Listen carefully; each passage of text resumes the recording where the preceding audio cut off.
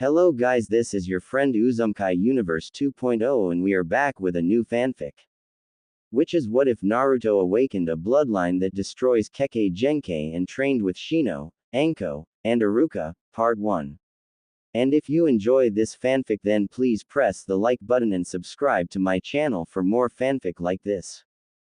And now let's start the fanfic. Prologue. Naruto hurried into an alley, looking back at the huge mob that had chased him. He could see nearly all of the villagers had some sort of weapon. He slipped into another alley hoping to throw them off. He waited a bit as the crowd ran past. Naruto sighed in relief. He quietly walked out, not noticing several shadows behind me. Die demon. Naruto heard. Naruto felt several kunais stab into him. He turned to see several ninjas and an Anbu watch as he bled to death. Help me please, Naruto begged. Several ninjas began stomping on Naruto. One ninja made several hand seals and sent a burst of flames at Naruto, burning his body severely. Naruto fainted, only remembering that the ninjas had red eyes. Thank Kami, the demon's dead, one of the ninjas said happily. You want to go for a drink, Fugaku? No thanks. The Hokage will be angry that the demon died. I must be sober tomorrow to place the blame on those damned Hyugas, Fugaku answered. Itachi, dispose of the body. Yes sir, the Anbu said. The Anbu picked up the body and vanished. The Anbu was seething inside. How dare they disregard Yondaimi's last wish? Those damned foolish Uchihas. Only his mother, and a few other Uchihas understood that Naruto was a hero. Itachi hurried to the hospital and put a genjutsu on himself to prevent any other villagers from recognizing him. He ignored the front desk and went straight to the only doctor he knew that would help. Rin. Rin. Itachi called. They've done it again. Only worse. A woman came running toward Itachi. She had shoulder-length brown hair and 2 marks on her cheeks. She gasped at the damage Naruto suffered. How long ago? 10 minutes. Itachi answered. This child is lucky he has rapid regeneration. Half his wounds are closed but there's still massive internal damage and skin damage, Rin said. She sighed. Why didn't the villagers understand? She led Itachi to a bed. Itachi gently laid Naruto. Naruto's wounds were terrible. Nearly all his torso was burned black and his legs and arms were severely burned. His face was also burned. His back had several stab wounds and cuts. There were bruises all over his body. Rin began performing many jutsus and giving him ointments to speed up healing and prevent scarring. Itachi shook his head. Such an innocent child forced to accept this treatment day after day, but he didn't hate the villagers but instead wanted their approval and their acceptance. That's why he made so many pranks and stole supplies from rich clan houses to give to the poor on the street. Itachi was disturbed from his reverie by the Hokage speaking. Itachi-san. Report. Hi Hokage-sama. Naruto was chased by a mob of villagers. They were egged on by many of the Uchiha clan. Naruto ran for an hour, the villagers numbering from 40 at the beginning of the chase to 100 at the end of the hour. Naruto managed to give them the slip. As soon as Naruto was out in the open, Naruto was attacked by several Uchihas, one of them was Fugaku. I was there also to try and save Naruto from dying. After the Uchihas stabbed, beat, and burned Naruto, I brought him here to be treated by Rin. Hokage nodded. Those damned Uchihas. They have been gaining too much power. There have already been several assassination attempts on him by ninjas hired by the Uchihas. He needed to wipe them out or severely limit their forces. Itachi, how many Uchihas are loyal to me? The Hokage asked. Around 50, including most of my family, some of my cousins and uncles, and others, Itachi answered. Good. Of the 50, how many do not hate Naruto? All of them. Many are neutral but there are some that openly like Naruto. Only Sasuke hates Naruto, thanks to my father brainwashing him. The Hokage stood up. Itachi stiffened when he saw the somber look on his face. Itachi, I'm going to offer you an SS class mission. It will be your choice if you want to accept it. Itachi was surprised. The last SS class mission was given to the Yondaime to wipe out several battalions of Iwa Nins. To be offered this was truly an honor and a testament to how highly the Hokage viewed him. I accept. Are you sure, Itachi? The Hokage asked. This mission will change your life forever. Itachi nodded. I'm sure. The Hokage nodded. Tomorrow night, I want you to kill every disloyal Uchiha. No disguises. You will be branded an S-class missing nin, but I and the daimyo shall keep the hunter nins away from you. Essentially, you will become like a Sannin but never be able to come back to the village again. Itachi was stunned. The merciful Hokage asking him to kill his own kinsman and be in exile forever. Why? The majority of Uchihas have grown arrogant with power. I cannot do anything against them, as the Hyugas, despite their dislike of the clans, will challenge any law strictly against the clan as it will apply to them. I already know the Fugaku has hired several assassins and some of his own clan members to kill me. I cannot allow that. They have become too dangerous. I fear that an alliance between Danzo and Fugaku will happen very soon, the Hokage explained. Itachi nodded. This is for the good of the clan and Konoha. Itachi was disgusted with many in the clan because of the arrogance yet laziness of many in the clan. They scoffed at hard work but adore cheating off their fellow comrades, jutsus. I accept, Itachi said. The Hokage smiled proudly at the loyal ninja. He was sad that such an honorable ninja will have to be exiled, but it was for the best of the village. Good. Now there is another part to this mission. I want you to escape with Naruto, but let him return when you think he is ready. Teach him to become powerful beyond belief. He is and will become the hero as he was meant to be seen, the Hokage said. Itachi sighed. What a mission. Kill those arrogant kinsmen and also raise the Jinchuriki of the Kyuubi. I accept. Tomorrow night, after you kill the Uchihas, I want you to sneak into the Hokage Tower and retrieve Naruto. Naruto will also have a letter you need to give to the daimyo or the other Sannins that you are a friend of Konoha despite what the bingo book might have against you, the Hokage said.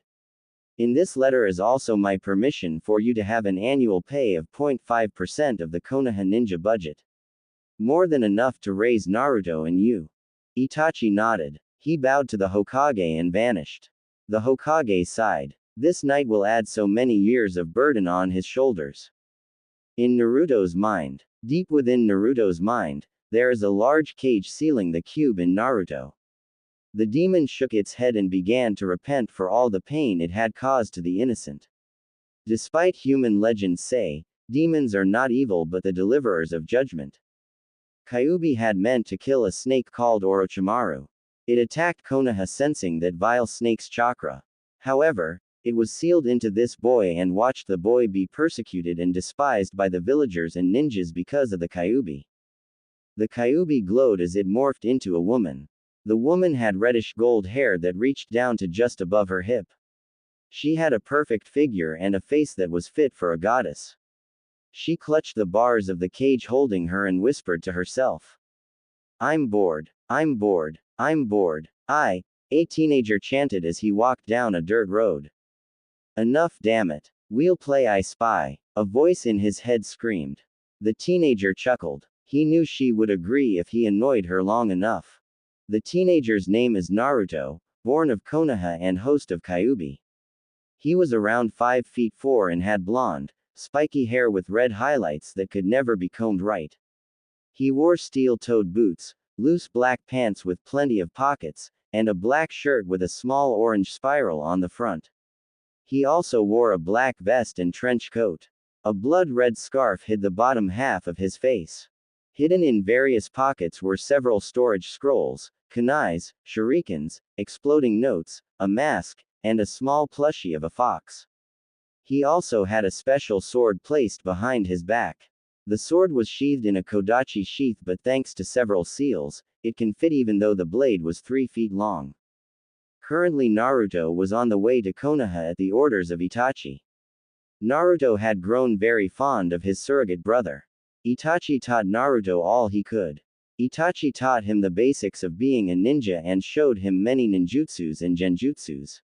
He also let Naruto get trained by several missing nins he trusted. One of them taught Naruto the basics of kenjutsu and assassination. Another taught him element manipulation and taijutsu. Kyuubi also helped Naruto in several ways. She gave his body rapid healing, greatly increased stamina, and superhuman senses. She trained Naruto in controlling yokai chakra, very potent but powerful chakra. Her greatest gift was a choice of bloodline. Naruto had a very unique bloodline. It did not give him any more advantages against most ninjas. However, his chakra can damage the bloodline abilities of ninjas and made them worse.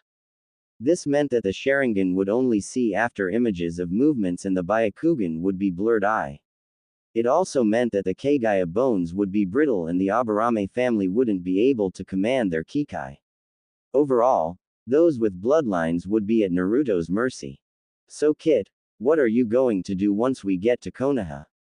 Kyuubi asked. With Naruto's permission, Kyuubi altered the seal so that she could see through Naruto's eyes and ears. She also altered the cage so it would be a large Japanese house instead of a sewer. I guess after I give the old man several letters and packages, I'll go walk around. Probably play several pranks Q-chan, Naruto replied. Ooh, do tell, Kyuubi cooed. Hokage Tower and Monument. This ought to be good, Kyuubi said eagerly. Naruto reached the gate. He passed his papers to the guards. The guards scanned his papers checking for forgery. Business? The guard asked. Visiting a friend, Naruto answered. All right. Just don't cause any trouble, the guard grunted. Naruto nodded and began walking to the Hokage Tower. After walking for several minutes he decided to walk around for a bit like a tourist. He was amazed at the number of people and ninjas he saw. He did see some odd characters that Itachi warned him about. He saw a silver-haired man walking around, totally concentrated on an orange book he was reading. He turned and saw a purple-haired kunoichi eating a huge number of dangos in a short amount of time. He chuckled a bit and accidentally bumped into someone. I'm sorry, sir. I didn't look. Yosh. Your flames of youth are burning brightly. If I cannot match your flames of youthe, I will hop 50 laps around Konoha on one hand, the person Naruto bumped into shouted. Naruto took one good look at the man and bolted away as fast as he could. He headed into an alley and hid. He didn't speak for several minutes. Was that the result of eating too much ramen? Naruto asked nervously. Kyuubi couldn't answer. She was stunned that a human would go out in public looking that bad. Kit, you never saw that man. It was a bad dream, Kyuubi said. Agreed, Naruto said. He went out from the alley and headed to the Hokage Tower. Naruto entered the building and went to the receptionist. Excuse me, I have a letter for the Hokage that is very important, Naruto said politely. He handed a letter to the receptionist. The daimyo and the Hokage stamped the letter. Naruto waited as the receptionist delivered the letter. Soon, the receptionist motioned for Naruto to follow her. Naruto followed her until they reached the Hokage's office. Naruto steeled himself and entered. Naruto, a voice said in delight. Naruto looked up to see Rin hug him tightly. Very tightly. The Hokage watched in amusement as Naruto turned blue. Help me, Naruto gasped at the Hokage. The Hokage chuckled. Let him down, Rin. I want to hear what happened while he was away with Itachi, the Hokage said. Rin pouted but let Naruto go. Naruto jumped out Rin's arm length and began recounting what happened during his 6 years with Itachi. Not to be mean or anything, but I won't tell what happened just yet. There are several people that I do not want to reveal. So when I arrived here, I walked around a bit and saw several ninjas. One of them scared me more than Kyuubi during that time of month, Naruto said. Hey, though now I think about it, you're right, Kyuubi said. Oh yeah, I met Ero Sennin during my travels and he told me to give you this book. Naruto handed the Hokage a small gold book. The Hokage gasped. Naruto, is that? The Hokage gasped. Naruto shrugged. If you mean the latest book of the Ika series, Ika Harem Nights in a limited gold edition and signed by the author with extra bonus pictures. Then yes it is. Rin glared at the Hokage as he opened it reverently. Naruto could have sworn that the book emitted some gold light when it was opened. The Hokage started to giggle and blush. Naruto's sweat dropped. We're all men perverts. And what is with that book? Even Itachi began giggling and blushing when he read that book. Oi, Oyaji. What now? Naruto asked rudely. The Hokage closed his book regretfully and thanked Kami for Jiraiya. You will be going to the academy where you will take the Genin exam and take place on a team. There you will work with your new team until you become Chunin rank, the Hokage stated. Nani? Naruto yelled. No buts Naruto, the Hokage said firmly. Now Naruto, you'll be staying in an apartment that I bought for you. You will also get a weekly stipend until you reach Chunin.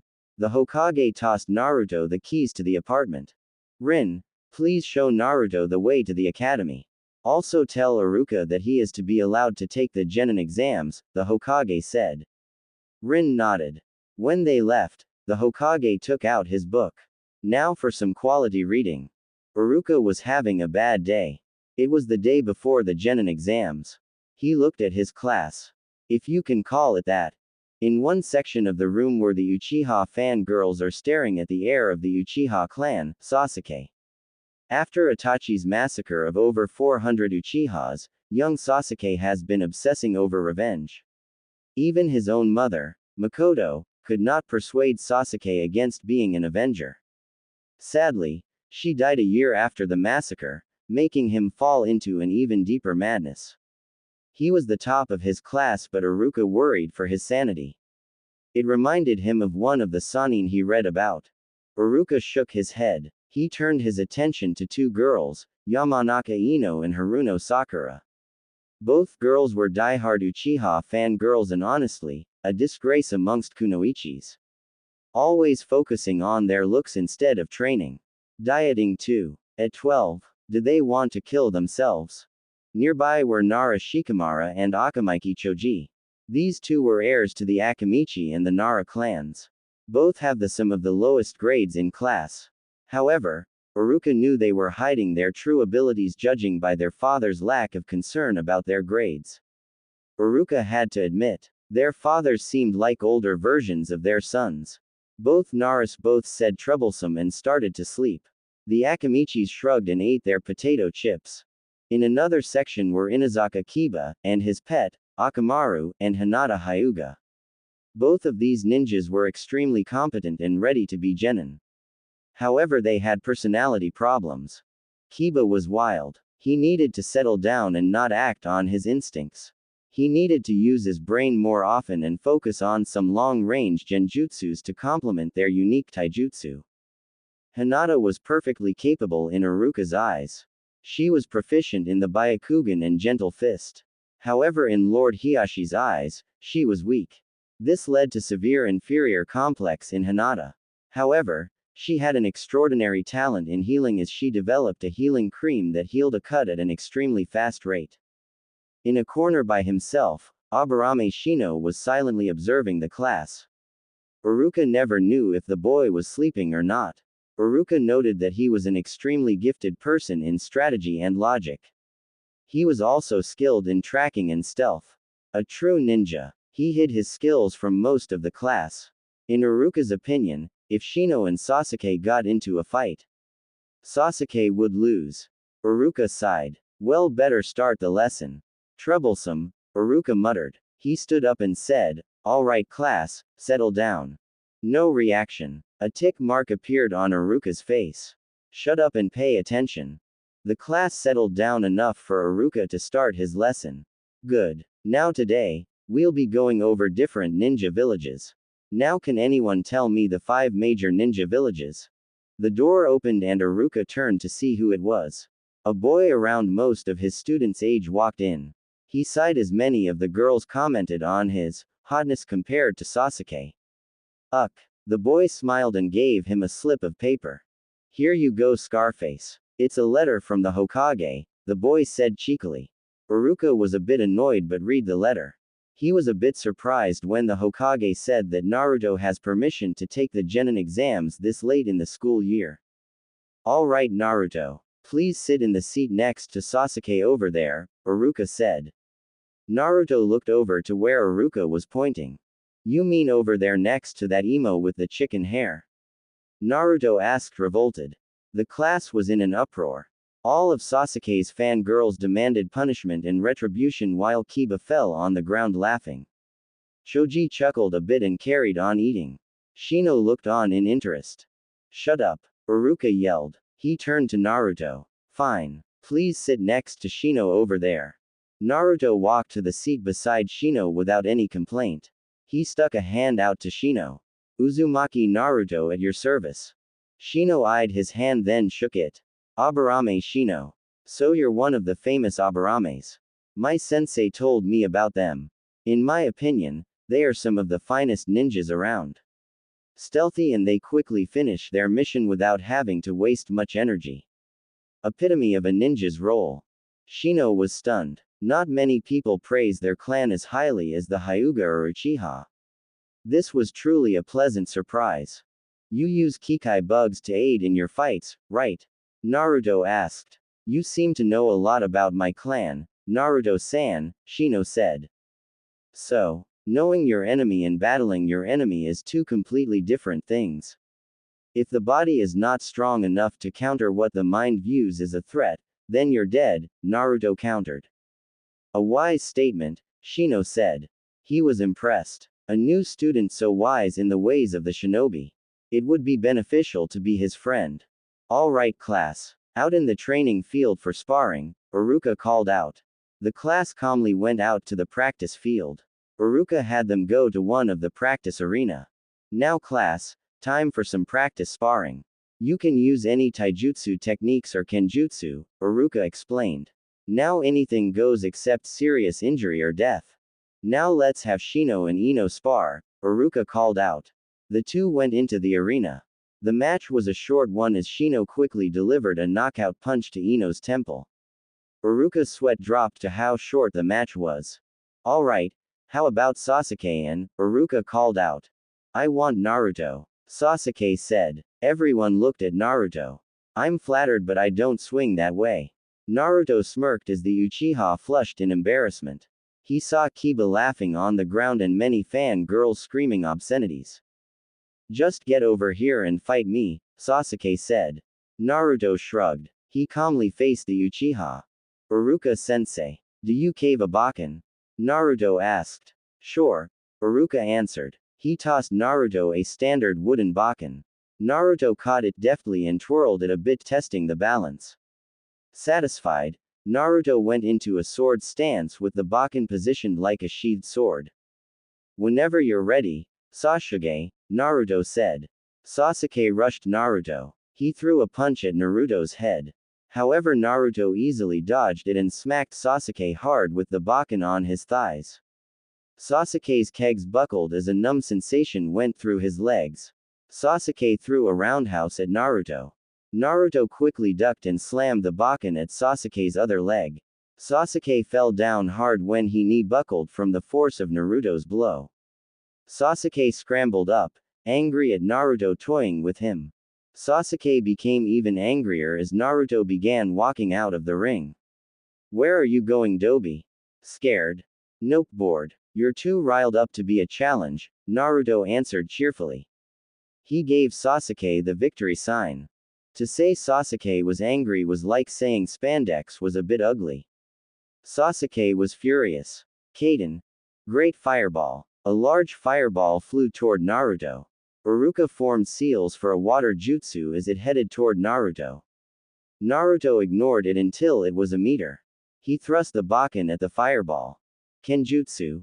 Bullet. A blast of air blew through the fireball and struck Sasuke in the head. Sasuke flew out of the ring, landing 3 feet away from where he was standing. Naruto glared at the Uchiha. His brother would be ashamed of him. Naruto looked back to see Kiba and Choji applauding him while Shikamaru gave him a small approving smile. Shino nodded approvingly at Naruto's skill. Iruka was impressed. To disperse a fireball with only the wind from a sword thrust needed a lot of skill. It even had enough power to blow his opponent away with only a bakken. Iruka wouldn't want to be on the receiving end if Naruto had a katana. Iruka-sensei. Sakura shrieked. Naruto cheated. Sasuke wouldn't be defeated like that. Naruto must have used a ninjutsu to beat Sasuke. Rematch. Naruto's eye twitched. Kami. How can someone like her be that stupid? Naruto thought. One of life's greatest mysteries, Kit, Kyuubi said. She was appalled at how stupid the girl was. Sakura. Naruto fought fair and square. He defeated Sasuke without resorting to using ninjutsu techniques. Sasuke on the other hand directly disobeyed me and fired a Kaden jutsu at Naruto's back, Iruka explained patiently. Sasuke never fired a fireball. That was Sasuke's awesomeness radiating from him. Sakura screamed. That sets a new low for being retarded, Naruto thought. Kami. She's even more imaginative than the people who invented singing, Kyuubi thought. Miniclip. 4 cavemen were sitting around the fire. Grunt. Grunt grunt. Grunt grunt. Grunt. Grunt. Oh. Oh. Oh. For the longest time. Oh. Oh. Oh. For the longest time, they all sang in unison. If you said goodbye to me tonight. Ooh ooh ooh, one sang. End miniclip. Naruto shrugged. He wasn't going to argue over this. He went over by Shino to watch the other matches. Kiba, Choji, and Shikamaru joined him. Great match Naruto, Kiba congratulated. I'm Kiba of the Inazaka clan. And this is my pet, Akamaru. Akamaru yipped at Naruto. Where did you learn to fight like that? Kiba asked. A friend of my sensei, Naruto answered. You think I can get a few tips? Kiba asked. Learn a few genjutsus. Genjutsus? Why? You use mainly taijutsu in battle. If your opponent is in a genjutsu, you can easily maul your opponent before they realize it, Naruto explained. Kiba nodded. Soon after all the sparring was done, Naruto spent time with his new friends. He learned a lot about the village, people, and places of the village. After school they went to a barbecue restaurant. They spent hours there laughing and joking. Despite Shino being the silent one, Shino could make really funny one-liners and observations. Soon it was late. They split the check 4 ways and left. Naruto went to the address the Hokage gave him. It led to an apartment complex that was shared by many ninjas of Konoha. Let's see. Number 726. 724. 725. 726. Here it is. Naruto unlocked it and went in. The apartment was a decent place. It had 2 rooms, a bedroom, a kitchen, fridge, 2 closets, and a bathroom. It was empty. Naruto had a remedy to this. He took a scroll out of his jacket and placed chakra in it. Soon a couch, bookshelf loaded with books and scrolls, a futon, kitchen equipment, clothes, training equipment, a chest, ninja equipment, food, soap, and other stuff popped out. Naruto then created several shadow clones to organize all the items. As soon as they finished, Naruto dispelled them. He went to the chest and opened it. Inside was cleaning equipment for his sword. He removed the sword from his belt and cleaned it carefully. The sword was nothing fancy. It was like most katanas except that it was made by one of the finest blacksmiths. It was extremely sharp, durable, and can channel his chakra. This allowed him to make his kenjutsu attacks long range when he channeled his wind chakra through it. Also any cuts with his sword would damage bloodline abilities. It also had an element of surprise that his sword was sheathed in a kodachi sheath. Naruto sheathed his sword and laid on his futon. He was excited to see what tomorrow would bring in this village. Things already looked very interesting. Naruto closed his eyes but opened them when he heard his next-door neighbor. Naruto groaned but got up. He had this weird dream about some black-haired girl. Whatever. Dreams are dreams, Naruto groaned. He scratched his stomach but paused. No, not that. Ooh, what have we here? Kyuubi cooed. Looks like someone had a wet dream. Shut up, Naruto yelled. He went to the bathroom for a long cold shower. After he finished drying his hair, Naruto put on some shorts and a loose t-shirt. He took his sword and storage scroll but nothing else. He quickly tied his shoes and weights on. These weights are tied to his limbs. Each of the weights weigh around 300 pounds. Kyuubi, could you please activate the gravity seals to 5x? Naruto asked. Fine, Kyuubi said. Naruto felt his body sag as the gravity seals increased from 4x to 5x. He jogged around getting used to the new weight. Thanks to Kyuubi's training, his body has literally become so dense that his body is as hard as stone and his bones harder than steel. He put his hands into a seal and gathered chakra. Kage Bunshin no Jutsu. 200 clones popped into existence. I want 100 of you to work on chakra control. 50 of you find a training ground and spar using Kenjutsu and Taijutsu, blindfolded. The other 50 will work on sealing. I want those improved explosive notes by the end of the week, Naruto instructed. After 2 hours, dispel yourselves. The clones nodded and dispersed to do their work. Naruto did a few stretches and began his morning run. According to Kiba's information, Naruto needed to do 50 laps around Konoha before his normal training. Naruto started jogging. It was peaceful to hear the birds sing in the early morning and feel the fresh wind of a new day. Quiet, tranquil, perfect. Lee, it is time for our youthful morning run. If we cannot make 100 laps before the sun rises, then we will walk all day on our hands. Oh goddammit. Why does he seem to show up everywhere? Hi sensei. And if we cannot do that, we will spread the wisdom of youthfulness while we are in the springtime of youthfulness. Naruto knew he shouldn't have turned but against his common sense. He looked behind him. Not only was the weirdo with the spandex, huge eyebrows, and bowl cut there, but he also had a mini-me. The mini-me was dressed like the weirdo also. But the freakiest part was that they were hugging. Very tightly. What? It's not enough that he's a weirdo, but he also had to corrupt a child into dressing like him and allowing the weirdo to molest the child. Guy sensei. Lee. A huge background with the sun setting and the waves crashing appeared behind them.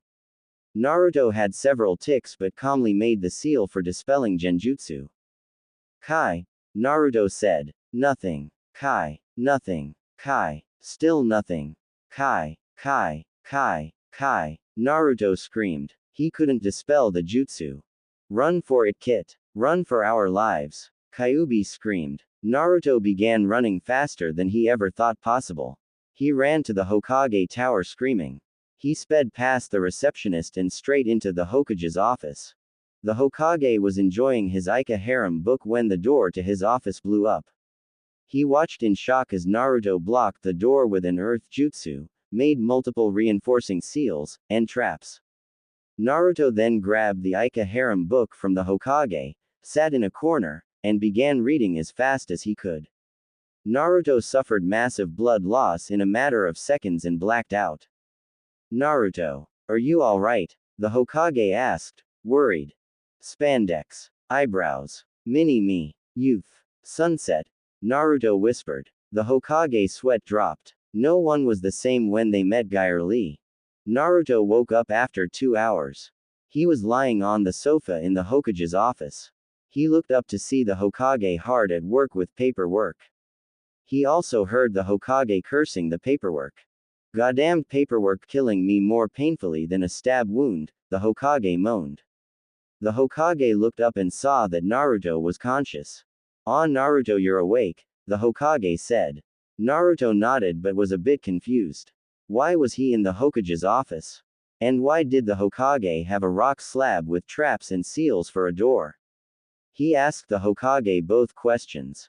The Hokage sweat dropped. Naruto, don't you remember? Naruto tried to remember but found Kyuubi locking a huge chest labeled Ideas for Genjutsu Horrors. Kyuubi, what happened 2 hours ago? Naruto asked. You're better off not knowing, Kyuubi said curtly. Nope. Don't remember, Naruto said to the Hokage. The Hokage sweat dropped and suddenly remembered an article about how the human psyche will bury traumatic memories. Naruto, you should be getting back home. The academy starts in an hour. By then you'll have the genin exams, the Hokage said. The Hokage sighed and went back to his paperwork. You're right, Naruto exclaimed. He made a seal for Sunshin but stopped. Don't you have a quicker way of doing paperwork?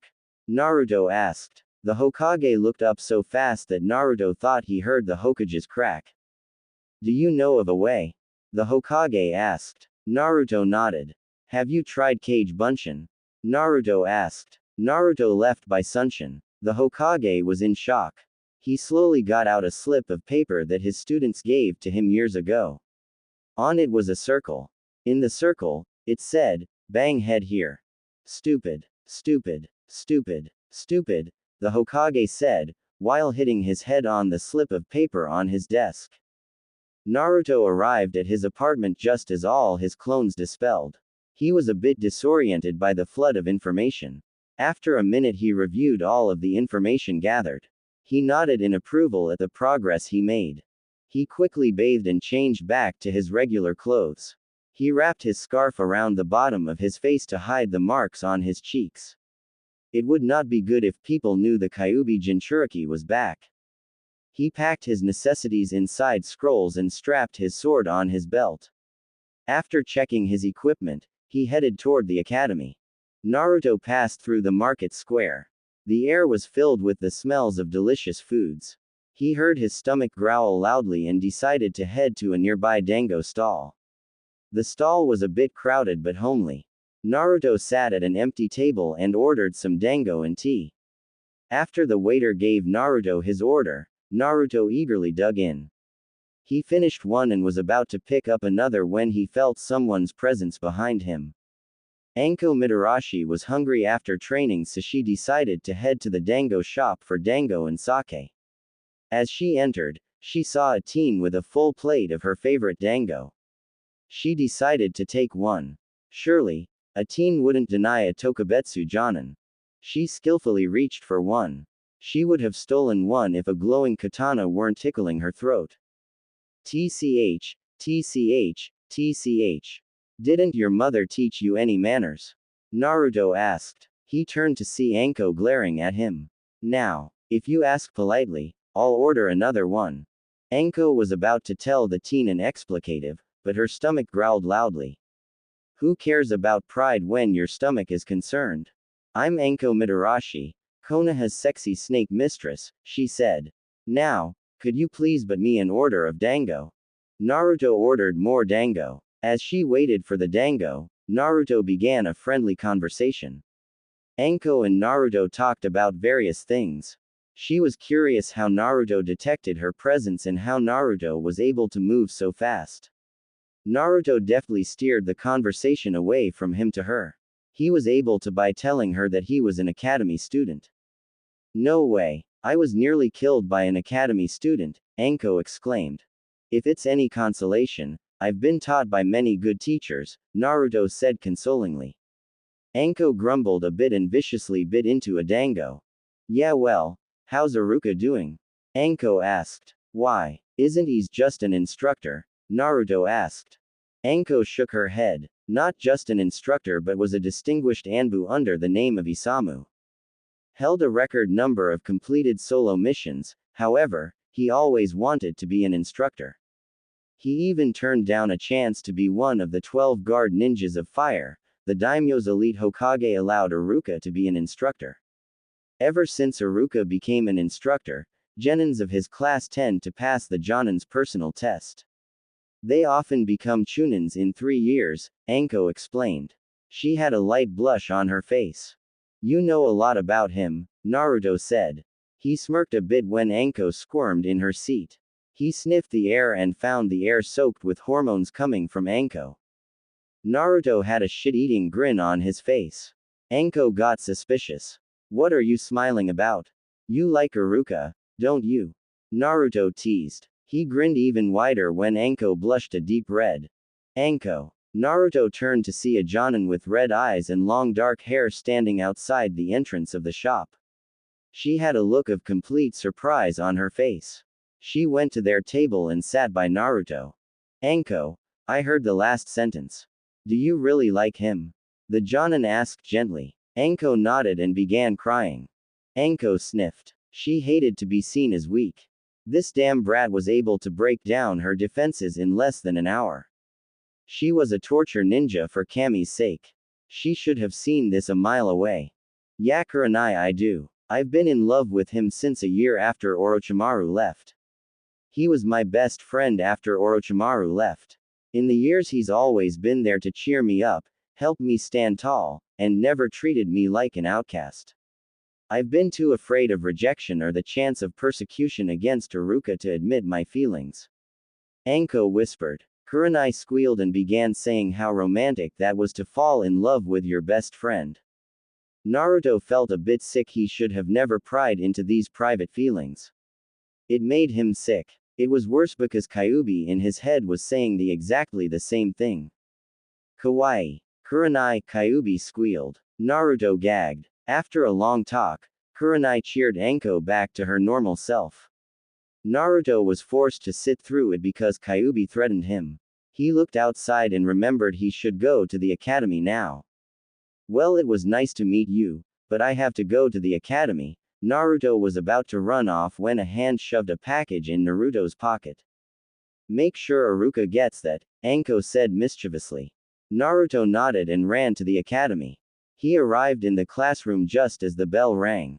Morning Iruka-sensei, Naruto said.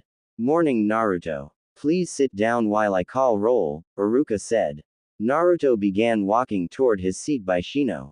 He stopped though when he remembered about the package. Iruka-sensei. A Jonin gave me a package and told me to give it to you. She said it was important, Naruto said. He tossed the package to Iruka. Iruka caught it and went to his desk. He sat down and opened it. Naruto and Kiba began sniggering loudly when the package opened to reveal a stained pair of panties in a picture. Many girls began to shout at Iruka for being a pervert while secretly planning to do the same thing for Sasuke. Iruka was bright red. Many of the students were shocked to see their teacher receive something like that. It didn't help when the Hokage dropped in. Iruka, I wanted to talk to you about the Genin examinations and the Hokage said as his eyes spotted the panties in the picture. The Hokage smiled lecherously. So what bold lady sent you this lovely package? Iruka hastily hid the package in his desk and tried to appear as if nothing happened. Hokage-sama, what about the exams? The Hokage cleared his throat and tried to recollect his thoughts. Iruka, I have been reviewing the Genin exam and after consideration, they will be sorted into teams now and be tested tomorrow by the Jonin senseis. The Hokage gave Iruka a list and exited.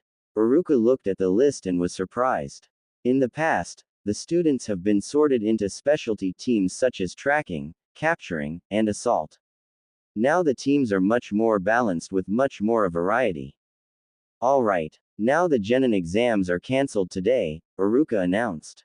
He waited as the students began booing. After a minute the booing stopped and Iruka continued. Under the new system, students will be sorted into teams to take a much harder test. The test is a practical mostly and will occur at the time the Jonin chooses, Iruka explained. Now the teams and Jonin senseis are as follows. Team 1 includes. Naruto tuned him out until his name was called. Team 7 will be Naruto, Iruka called. Naruto sat up, eager to find out his other teammates. Shino. Naruto grinned as Shino shifted a bit. And Shikamaru. Naruto punched the air with his fist. Shikamaru mumbled troublesome and went back to sleep. Team 7's Jonin will be Anko Mitarashi. Naruto began praying to Kami for mercy. Aw shit. I'm dead, ain't I cute? Naruto asked. After Iruka dismissed the class, he asked Naruto to stay a bit after class. Naruto waited as the rest of the students whispered explanations for why Naruto was being held after school. Naruto wondered if it was something about Anko. After everyone left, Iruka spoke. Naruto, will you come here? Naruto walked to Iruka's desk. Iruka was holding Anko's package. Naruto sighed. Is this about the package, sensei? Naruto asked. Iruka turned red. Yes, but there's another reason why I asked you to stay, Iruka admitted. Naruto sighed. This was going to be a long afternoon. Naruto, why did Anko give you this package? Naruto shrugged. I don't know really. I just met her in a dango stall this morning. She tried to steal my dango. Iruka nodded. Tried? I tickled her neck with my sword, Naruto explained. Anyway, After offering to buy her an order of dango, we started talking. You have quite an impressive record for an academy teacher, Isamu. Iruka blushed embarrassed. Yeah, but I always wanted to teach. She spoke very highly of you, Iruka, Naruto said. Is it true that you two were roommates? We were for a bit, Iruka admitted. After Orochimaru deserted Konoha, she was treated like a traitor. I never believed it and felt sorry for her. She kind of clung to me a bit while she got used to the glares and insults. I often had to sleep in the park so that she won't be alone. Anko's landlord soon kicked Anko out of her apartment. She didn't have friends like Kurenai yet, and her other friend Hana lived in a clan house. She went to me and I allowed her to stay at my apartment. She stayed for several months until she got her own apartment. Sensei. I was lying when I asked about the roommates part, Naruto admitted. Iruka turned a darker shade of red when he realized Naruto tricked him. Iruka, what do you think of Anko? Naruto asked. Well, she is kind and gentle despite her normal attitude. After you get past her shell, she is a beautiful, caring person that any man would love. I count myself lucky to be her friend, Iruka said. There's not a trace of a lie, Kyuubi noted. Hey Kit, this man really loves Anko. Look at his eyes. They practically glow. Naruto nodded. He noticed this also. He decided to test Iruka. Iruka, as I talked with Anko, she told me she had a boyfriend. Iruka looked at Naruto. A new boyfriend? Yeah. Some Junin named Kakashi, Naruto said. Naruto sensed some killing intent waft from Iruka. Anyway, from what I heard, Kakashi's been a real jerk. He's been ignoring her, and despite her pleas, he's been flirting with some of the women in the village, Naruto said. Naruto smirked as Iruka was glowing with killing intent. He decided to push him a little bit more. The worst part is, he forbid her from telling any of her friends that she is forcibly engaged. She cries to sleep most nights, Naruto said sadly. He was blasted back as Iruka's chakra let out a pulse, breaking chairs in his desk. Kakashi. Iruka growled. He pulled out a beautifully made katana. You're dead. Iruka jumped out the window carrying his katana with him. Naruto chased after him, his face split into a mischievous grin. Kakashi was exiting a bookstore, eagerly reading his purchase, Ika Harem Nights. He turned around a corner and ignored a shout. Kakashi, my eternal rival. Why do you read that unyouthful book? I challenge you to a race around Konoha with a boulder on our backs. Did you say something? So hip, my eternal rival. Kakashi. Kakashi turned around to see Iruka charge at him with a drawn katana. Kakashi dodged it, but Iruka's sword sliced the book into pieces. Kakashi stared at the book in horror. My Icha. I shall avenge thee, Kakashi yelled. He used a kunai to parry Iruka's katana. Iruka channeled chakra into the sword and the katana sliced through the kunai like butter. Iruka stabbed Kakashi, but Kakashi turned into a log. Iruka stabbed the ground with the katana and quickly made some seals. Chakra pulse. A wave of chakra rippled the earth around Iruka. Kakashi was forced out from underground. Iruka swung his katana at Kakashi, who managed to dodge it. Why did you hurt Anko? Iruka roared as he attempted to cut Kakashi in half. What? Kakashi said as he ducked Iruka's katana. You heard me. You womanizer. Iruka yelled. Iruka made some seals. Sweden. Water darts. Kakashi swerved to avoid several darts of ice that Iruka shot at him. Kakashi made several seals as he dodged another of Iruka's stabs. Kaden. Fire sparrows. Several birds made of fire flew toward Iruka. Iruka channeled chakra through his sword and sliced through the birds. You hurt Anko. You were engaged with her and still kept flirting. Iruka roared. That is most unyouthful, my eternal rival.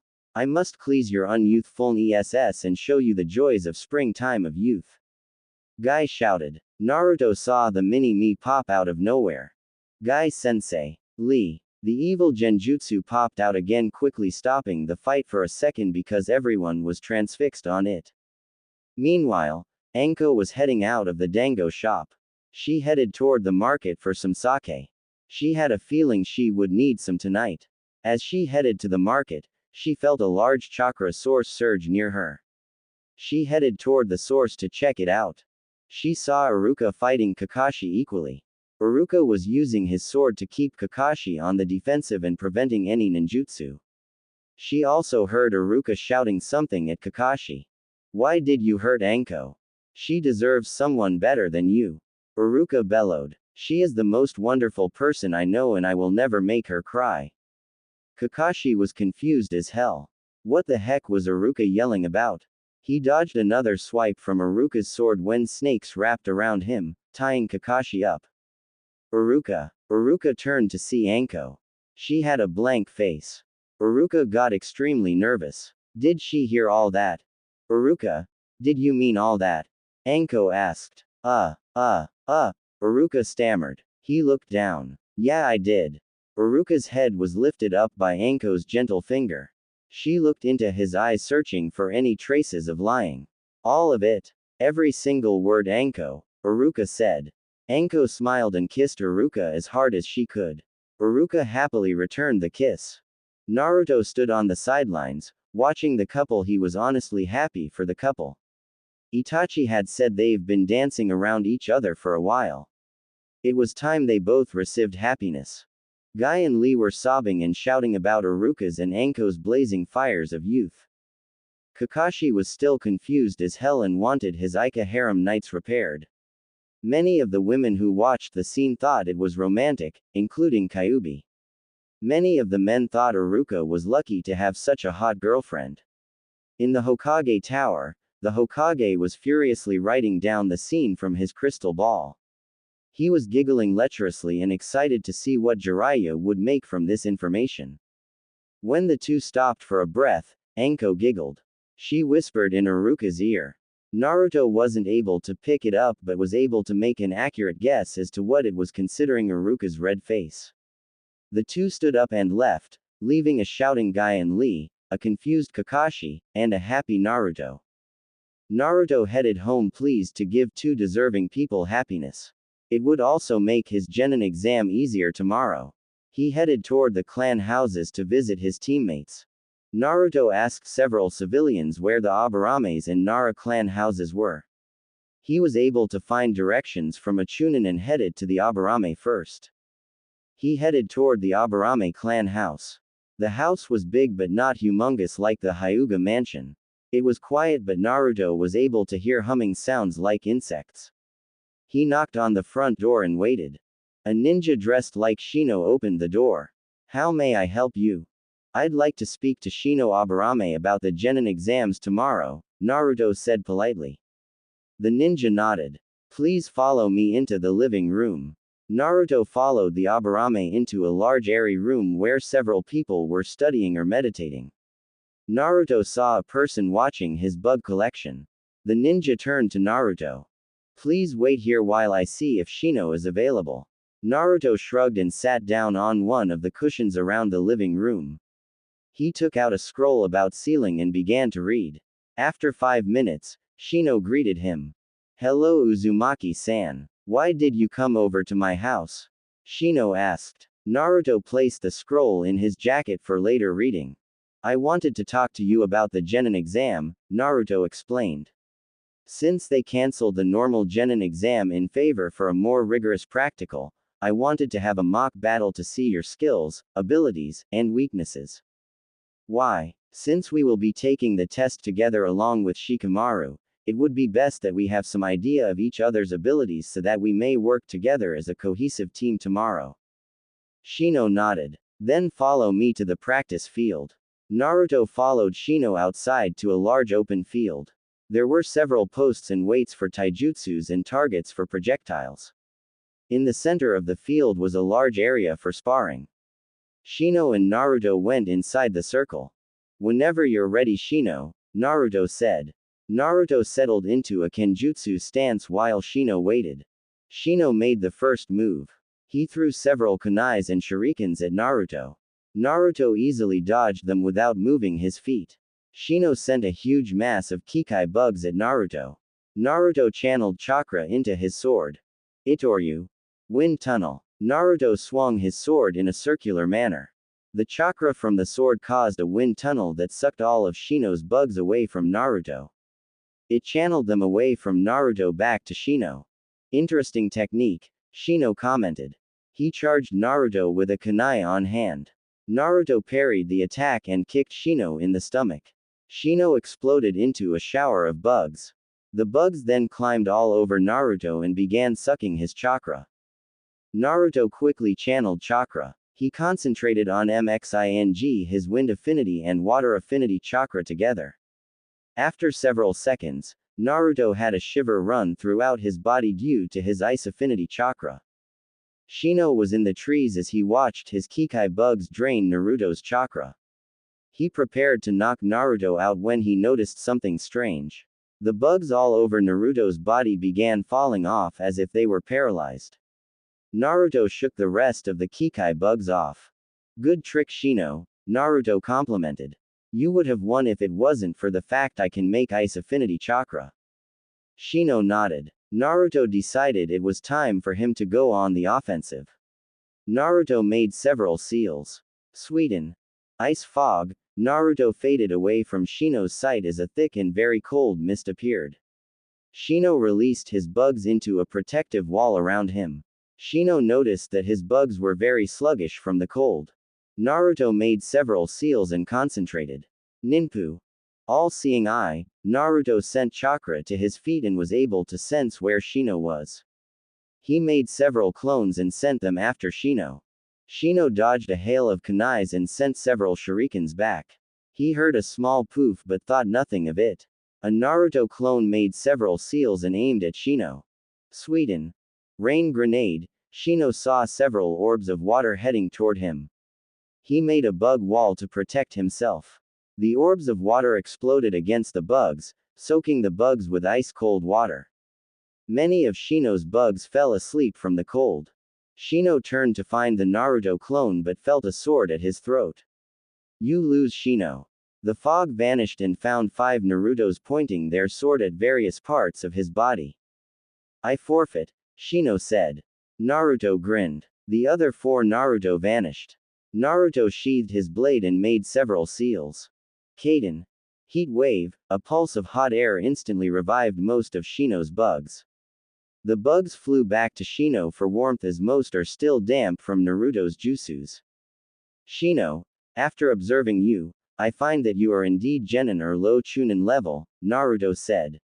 Shino nodded. However, you are lacking in close-range combat. Also, you are very weak without your bugs. It would be best to use your bugs in combination with taijutsu or kenjutsu. Genjutsu would also be a good addition to your arsenal. Shino nodded, keeping notes of Naruto's suggestions. What about your abilities? I know that you were holding back against me. Naruto nodded. I was. My abilities excel in kenjutsu, ninjutsu, and taijutsu. I am proficient in genjutsu but do not use it often. I have a 3-element affinities. Water, wind, and fire. I find it extremely hard to do earth and lightning jutsus. I also have a bloodline.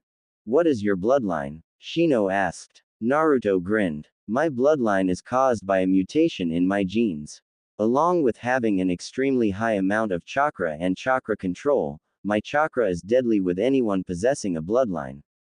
What? Shino asked. If a Hyuga or Uchiha were exposed to my chakra, their bloodline abilities would be messed up. For example, the Sharingan would not be able to copy any of my jutsus and would only see things that happened 2 to 10 seconds in the past. The Byakugan would not be able to see through my body and find my tenketsu while also losing their 359-degree vision, Naruto explained. Basically, any ninja with a bloodline would be nearly helpless if they only focused on their bloodlines. Shino was impressed. A bloodline that can cripple bloodlines while only granting the user increased chakra. Combined with a kenjutsu and taijutsu, Naruto is the nightmare of the Hyugas. You know, if the Hyugas learn of your abilities, you might have to deal with very powerful enemies in Konoha. Naruto grimaced. Spoilsport. Naruto waved goodbye to Shino and gave him a gift. Shino unwrapped it to find weights, a scroll, and length of chain. It was around 12 feet long and had a small weight at the end. He looked back at the package and found a small note by Naruto. "Dear Bug Boy," it said. Shino had a tick mark above his eye. "During my travels I received this from a ninja I beat. I found that it was a really effective weapon if used right. It is meant for capturing an opponent or for assassination. I modified it a bit so the weight at the end of a chain can store Kekkei bugs. This way, once you've captured a ninja with the chain, the Kekkei bugs can eat away their chakra. Also, you can channel chakra through the chains to make the chain as sharp as a blade." Shino whirled the chain around and wrapped it around a tree branch. He then channeled chakra throughout the chain and pulled. The area where the chain was wrapped around was cut into pieces. Shino wrapped it up and picked up the scroll and weights, eager to learn this new weapon. Naruto went to Shikamaru's house. It was around the same size as Shino's house and was hidden in the forest. He spotted several deer hidden by the foliage. Naruto knocked the door and waited. Shikamaru answered the door. "Oh hi Naruto. What are you doing here?" Naruto gave him the same answer as he gave Shino. After explaining, Shikamaru nodded lazily and muttered, "Troublesome blonde." They went to the training grounds where Naruto and Shikamaru sparred. Naruto easily beat Shikamaru. "Shikamaru, do you ever train?" Naruto asked. "A little," Shikamaru muttered. Naruto sighed. He made several hand seals and poked Shikamaru lightly. "Ninpu. Earth chaining seal." Shikamaru's limbs became twice as heavy than before. "Troublesome blonde, what did you do to me?" Shikamaru said angrily. Naruto smirked. "I put a seal that will make you train. I won't take it off until I think you're ready," Naruto said. He quickly left before Shikamaru could catch him. "See ya tomorrow Shika," Naruto called. "Damn, troublesome blonde," Shikamaru muttered.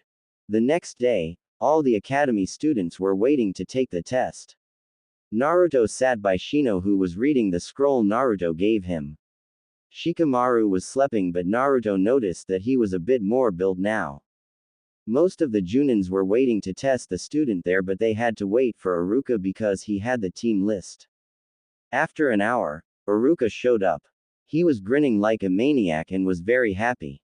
"Good morning class," Iruka shouted. "Morning sensei," the class responded slightly confused. Naruto sniffed the air and smirked. Iruka just got laid last night. Naruto looked at some of the Junins. One of the Junins giggled perversely and was elbowed in the stomach by Kurenai. "Alright Team 1, please go with Genma," Iruka announced. A Junin and a group of students left the classroom. Naruto began to sleep until his team was called out. Team 7 inches. Naruto looked up. "Please go with." A black ball came through the window. It popped open to reveal a banner that said, "Anko Mitarashi, Sexy Sensei of Team 7 inches. Alright my team," Anko yelled. "Meet me at Training Ground 26. Naruto, Shino, and Shikamaru left the classroom. Anko quickly kissed Iruka and followed her students. Naruto and the others arrived at Training Ground first. They waited as Anko arrived. She grinned at her new students. Once she saw Naruto she started throwing kunais at him. Naruto easily deflected Tem with his own kunai. "Good morning Anko sensei. I believe you and Iruka had a memorable night together," Naruto said politely. Anko turned bright red. "As a matter of fact, we did. I have to thank you though, you provoking Iruka like that." Shino and Shikamaru turned to Naruto interested. "I hooked up Anko and Iruka." The two nodded. "Alright, now I like to get the interesting things done first before anything else," Anko said. "So I'll give you your test now." The three looked at Anko, waiting to hear what their test was. "Your test is to capture me for a full 30 seconds. If you don't complete this in 3 hours, you all fail," Anko said. Shino and Shikamaru looked at Naruto. Naruto nodded. All three vanished into the foliage around the training ground. Naruto made several clones and had them attack Anko so she would lose some energy and chakra. He always went to look for Shikamaru and Shino. Naruto found Shino trying to dig himself out of the earth. Naruto quickly pulled Shino out of the hole and dragged him into the foliage. As Shino brushed dirt off his clothes, Naruto explained his plan. Shino listened carefully. When Naruto finished explaining, the two went to find Shikamaru. Naruto and Shino found Shikamaru sleeping. Annoyed, Naruto kicked him awake. Shikamaru grumbled but woke up. Hey Shika. Now listen, we'll need your help in capturing Anko-sensei, Naruto whispered. I want you to hide in those trees over there. Shino and I will drive her in your direction. When that happens, use your shadow imitation jutsu to trap her. We'll make sure she doesn't escape. Shikamaru nodded and hid himself in the shadows. Naruto and Shino went to find Anko. Anko was sitting on a boulder eating dango. As she took a bite, she sensed Shino and Naruto. She quickly finished her food and faced the two. Naruto threw several shurikens at Anko. She dodged them and threw a kunai at Shino. The kunai hit Shino but Shino exploded into a cloud of bugs. Anko dodged as a group of bugs charged at her. Naruto gathered chakra and made several hand seals. Fuden. Wind cannon. Naruto fired several near-invisible spheres at Anko. Anko didn't notice it until it was too late. She was hit hard and knocked 10 feet away. She growled and made several hand seals. Summoning jutsu. A humongous snake charged Naruto. Naruto quickly went into a kenjutsu stance. The snake tried to eat Naruto. It was 10 feet away from Naruto before Naruto moved. Itoryu. Gate opening. The snake was sliced cleanly in half. Anko's and Shino's eyes widened. To have the skill to cleanly cut a 50-foot-long snake with one move takes an amazing amount of talent. Naruto charged Anko, using a full frontal assault with Shino supporting him with his bugs and chain. Despite the fact Anko used many ninjutsus, Anko was nearly hit by the chain several times already.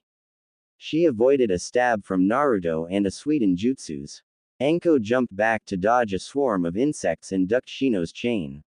She watched as Shino's chain wrapped around a tree trunk and sliced the trunk into small pieces as Shino pulled. She jumped back to avoid a slash from Naruto's blade and landed in the shadow of a tree and became frozen. Shadow imitation technique. Success. Anko was forced to stand up straight while Shino's chain wrapped around her body several times. Anko's neck was forced back by Naruto's katana. She also felt Shino's Kekkei bugs crawling on her body and sapping her chakra away fast. She grinned. Naruto and Shino lured her into a trap that was set up by Shikamaru. Shikamaru would be able to hold her still for a minute while Shino's bugs sapped her chakra away. However, it wouldn't have worked if Naruto hadn't attacked her ferociously so that she wouldn't notice Shikamaru's absence. Anko grinned. This team had great teamwork and all of them good state gists. I surrender. Naruto smiled and sheathed his katana. Shino nodded and retracted his chain. He also ordered his Kekkei bugs back into his body. Anko shuddered involuntarily as she regained control of her body. Well brats. I've got to hand it to you. You passed with flying colors. I can see you three become great ninjas, Anko praised. The three smiled, even Shino. However, all of you have something to work on. Shino, you need to work on some genjutsus as well as some ninjutsus. Your taijutsus is good enough for now, Anko said. Shino nodded. Any piece advice is always helpful. Shikamaru, if you don't step up your training, I will come over to your house and make you. And you won't like my training schedule if you don't like giant snakes, poison, and the good chance of getting stabbed multiple times, Anko said sternly. Shikamaru winced. Troublesome broad. And you Naruto, I don't know what to do with you. Your ninjutsu is well above genin level and your kenjutsu is junin level. You should meet him and challenge him to a duel. I would probably say that you are the strongest genin out of Konoha, Anko said. Naruto smiled. He would have to ask Gekko for a spar. Alright, now that we got the test out of the way, let's go to a dango stall, Anko shouted. The three genins agreed as they were hungry and a bit tired. After they arrived in the stall and ordered food, Anko spoke to her team. Okay, now that I know you three are ready to become genins, let's introduce ourselves. I'll start. My name is Anko Mitarashi.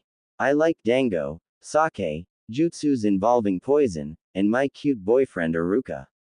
I dislike a certain snake sanin, toad sanin, and little orange books. My specialties include ninjutsu, poisons, and assassination. My dream is to have a small family, become a proper junin, and to see a certain ninja without his mask, Anko said.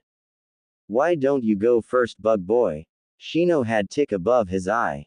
Why does everyone call him that? My name is Shino Aburame. I like collecting new bugs and training. I dislike bright light, loud noises, and pesticides. My specialty would probably be taijutsu and my clan jutsus. My dream is to show Konoha that the Aburames are as skilled as many of the famous clans in Konoha. You next, sleepy. Shikamaru opened one eye at the kunoichi and glared at her. My name is Shikamaru Nara. I like sleeping and looking at clouds. I dislike training and loud noises. My specialty would be clan jutsus and strategizing. My dream is to have an average family, grow old, and spend my retirement looking at clouds and play shogi. Your turn, Blondie. Naruto quickly swallowed the dango he was eating. My name is Naruto Uzumaki.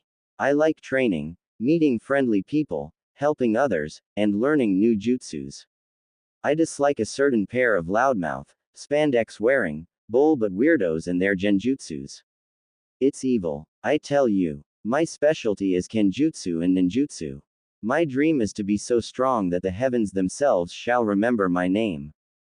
Anko grinned. She had a diverse team. A lazy, an ambitious outcast, and an overachiever. This was going to be quite an interesting team. Interesting and destined for greatness. Alright, you three are dismissed. I want to see you at training ground 26 at 7 o'clock in the morning. She left the stall in order to report to the Hokage. He'd be very interested in her report. Naruto and the others left soon after Anko. While Shino and Shikamaru went back to their houses, Naruto went around Konoha looking for a Gecko Hayate. Anko arrived 30 minutes early for the Junin meeting. She waited until the other Junins appeared. Anko. Anko turned to see Kurenai sitting beside her. Hey Kurenai, what's up? Nothing really. I did hear an interesting rumor that you and Iruka are now a couple, Kurenai said. Anko smiled. That's right. We've only been going out yesterday, but he's everything I wished for. Kurenai pouted. Why couldn't she get a man like Iruka? The two talked about their genins. Kurenai's team included Choji, Hinata, and Ino. Soon all the Junins that tested the new batch of genins arrived. The Hokage waited until everyone settled down. Everyone, Junin sensei, please stand up and announce if the team failed or not. Also announce how well they passed. Team 1, failed. Team 2, failed. Team 3, failed. Team 4, failed. Team 5, failed. Team 6, failed. Team 7, passed with flying colors, Anko said proudly. Team 8, passed. Their teamwork is a bit rough, but they'll get better over time, Kurenai said. Team 9, failed. Team 10, passed. They barely passed though. Their teamwork is horrible though, Kakashi said. The Hokage looked at Anko. Anko, you said your team passed with flying colors. Will you please tell us what happened? Anko grinned. The team I have includes Naruto Uzumaki, Shino Aburame, and Shikamaru Nara. The test I had them take was to capture me for 30 seconds.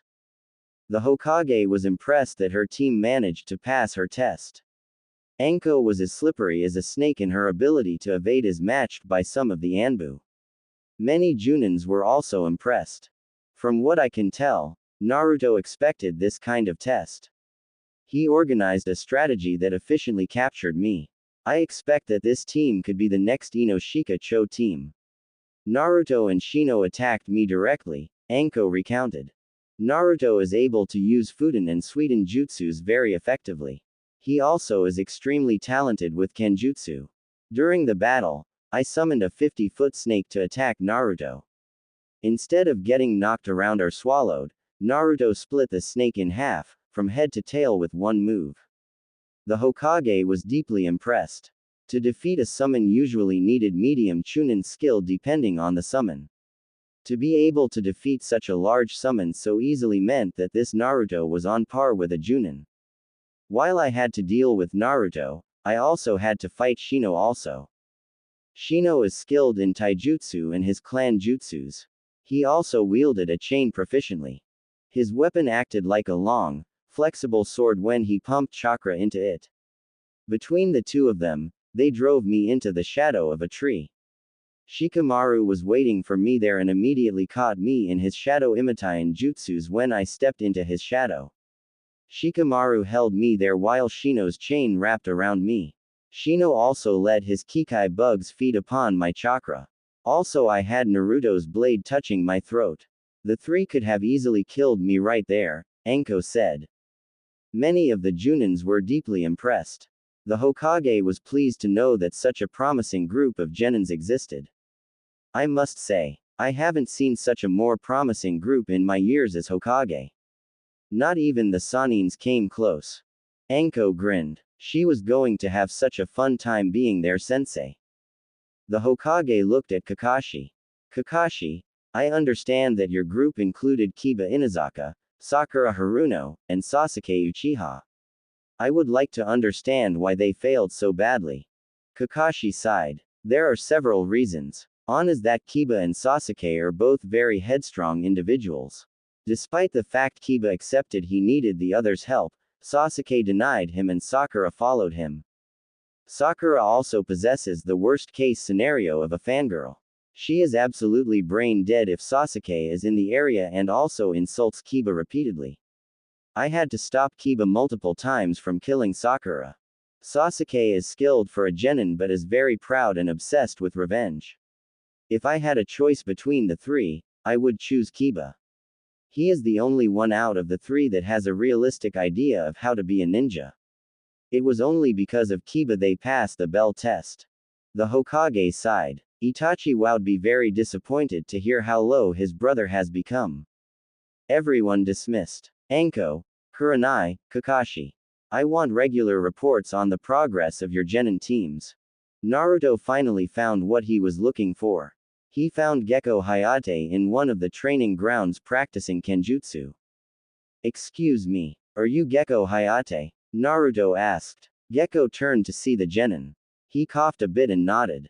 Yes I am, Gekko replied. How may I help you? I want to spar with you. My Junin sensei said that you were the kenjutsu specialist of Konoha. I want to spar with you to maintain my level of skill and improve, Naruto explained.